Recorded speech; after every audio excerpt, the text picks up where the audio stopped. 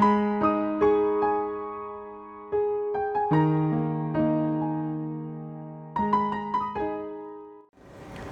പല കാര്യങ്ങളും മറന്നു പോകുന്നു എന്നതായിരുന്നു ധനികൻ്റെ പ്രധാന പ്രശ്നം.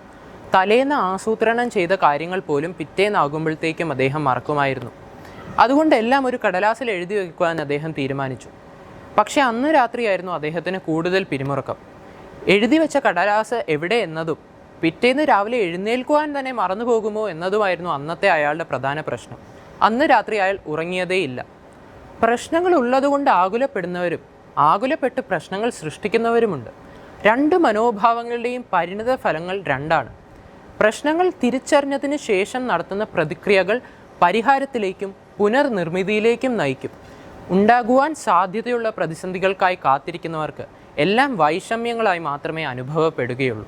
ആ മനോഭാവം മാറ്റാത്തിടത്തോളം ഒരു പ്രശ്നവും നമ്മെ വിട്ട് അകലുകയില്ല. ഒരു ദിനവും പോരായ്മകളൊന്നുമില്ലാതെ കടന്നു പോകില്ല. ഒരു നേട്ടം പോലും സംഭവിക്കാത്ത ഒരു ദിനവും കാണുകയുമില്ല. അവ കണ്ടെത്താനും അവയെ ഫലപ്രദമായി ഉപയോഗിക്കുവാനും കഴിയുന്നതിലാണ് കാര്യം. സന്തോഷിക്കുന്നവർക്ക് സന്തോഷിക്കുവാൻ പ്രത്യേകിച്ച് കാരണങ്ങളൊന്നും വേണ്ട. അതുപോലെ തന്നെ എല്ലാത്തിലും വിഷമിക്കുന്നവർക്ക് വിഷമിക്കുവാനും പ്രത്യേകിച്ച് കാരണങ്ങളൊന്നും വേണ്ട. മണിക്കൂറുകൾ നീണ്ട പകൽ വെളിച്ചത്തിനിടയിൽ ഒരു നിമിഷം പോലും കാർമേഘം പാടില്ല എന്നത് ദുർവാശിയാണ്. ആവശ്യമുള്ളവെല്ലാം ഏറ്റക്കുറച്ചിലുകളോടെ എല്ലാവരുടെയും മുൻപിലുണ്ട്. സമീപന മാറ്റം വരുത്തിയാൽ അവയെല്ലാം ഏതെങ്കിലും രീതിയിൽ ഗുണകരമാകും. മനുഷ്യരാശിയെ വീണ്ടെടുക്കുവാൻ വേണ്ടി നിയോഗിക്കപ്പെട്ട ക്രിസ്തു ക്രൂശ മരണം വഹിച്ചു എന്നത് അദ്ദേഹം എത്രമാത്രം ആകുലതകളില്ലാതെയാണ് ജീവിച്ചത് എന്നതിനുദാഹരണമാണ്.